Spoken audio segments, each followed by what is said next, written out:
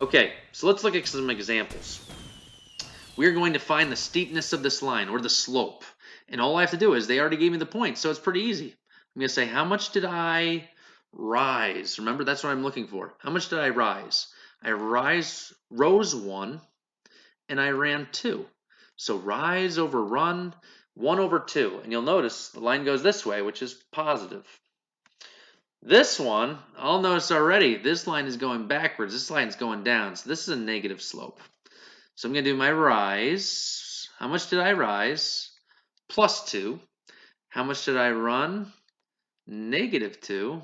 Rise over run. Well, geez, that's just a slope of 1. Or I should say negative 1. And check this out. Well, that's the same thing as this, right? So if I go up 1 over 1, up 1 over 1, up 1 over 1, up 1 over 1, I still hit that line. So no matter how you say it, rise 5, 1, 2, 3, 4, 5, run 5, 1, 2, 3, 4, 5, I still hit the line.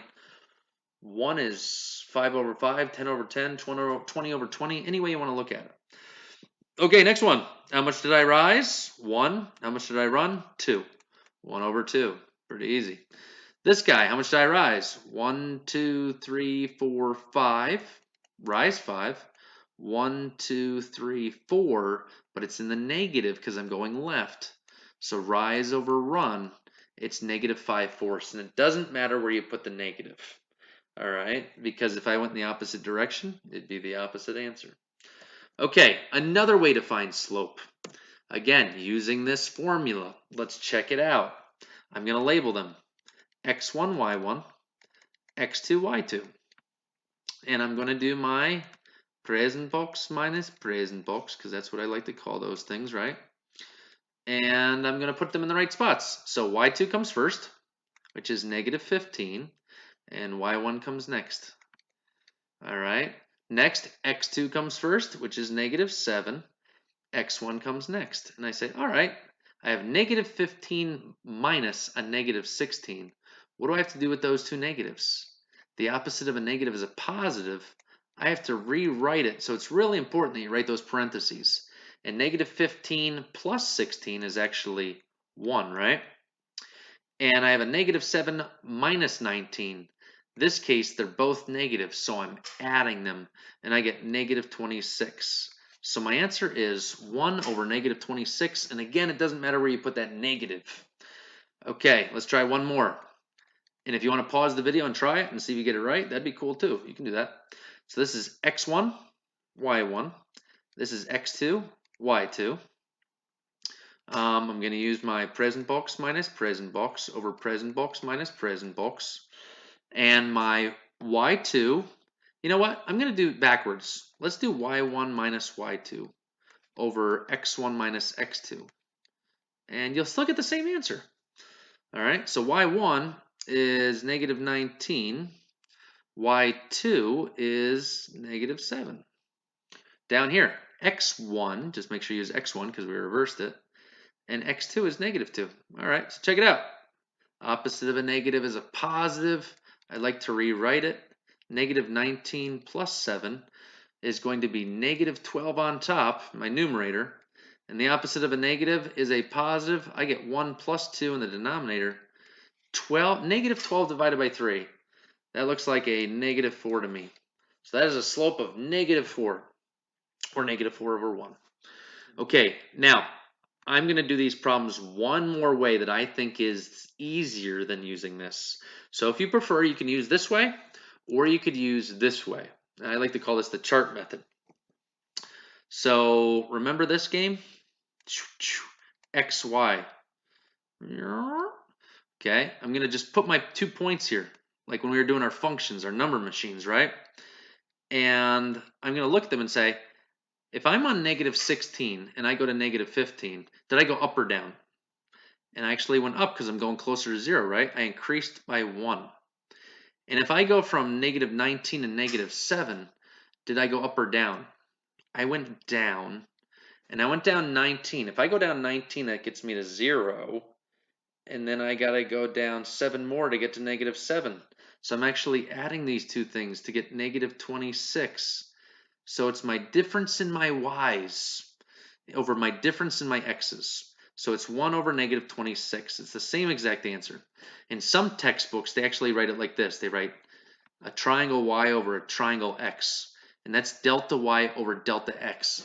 And delta, like the airlines, means change in. I guess delta was thinking a change in flights. It might be different than another flight that you've ever had, but that is called the delta sign. It means the change in the y's over the change in the x's. And change in math means the subtract. All right, let's try the next one with our chart. X, Y. I'm going to put just my point, negative 1, negative 19, and negative 2, negative 7.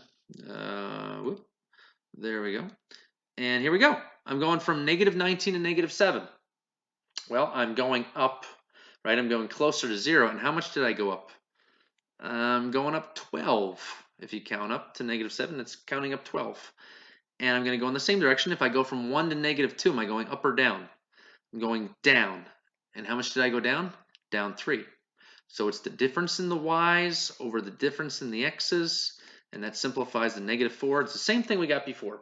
So you could do that. All right. Now check this out. Hey, wait a second. What's going on? What? Who's that guy over there? Hey, why does he look like he has no teeth? It's kind of like me, but it's not me. I think we're going to review this problem real quick, and we're going to discover a different way to do it. So let's watch. So without further ado, let's start the number machine. I just said that. What's going in? We got a 2 going into the number machine.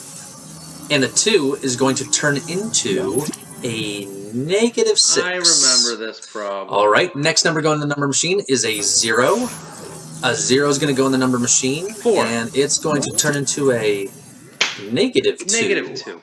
And finally, the last number to go in the number machine is a negative 3. And the negative 3 is going to turn into a 4. So, see if you can figure out this pattern, and I'll be impressed if you can. Pause it, try it, and I'll help you when you get back. All right, let's check this out.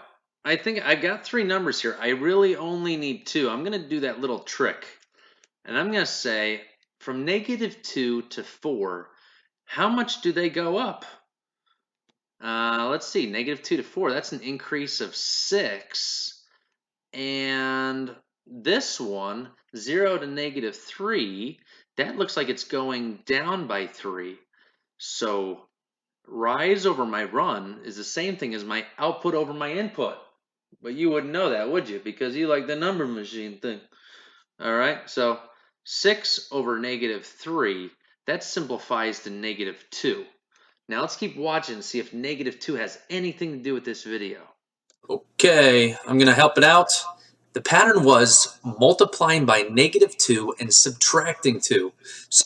Whoa. So the pattern was multiplying by negative 2, but we just found that the slope was negative 2. So maybe slope has something to do with what the multiplier is in patterns, in functions. That's pretty cool. We're going to be learning more about that later.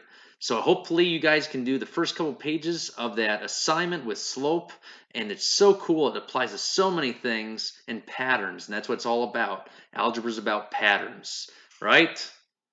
Right? Yeah, you don't have much to say now, do you? All right, guys, enjoy the week, and we'll be talking to you soon.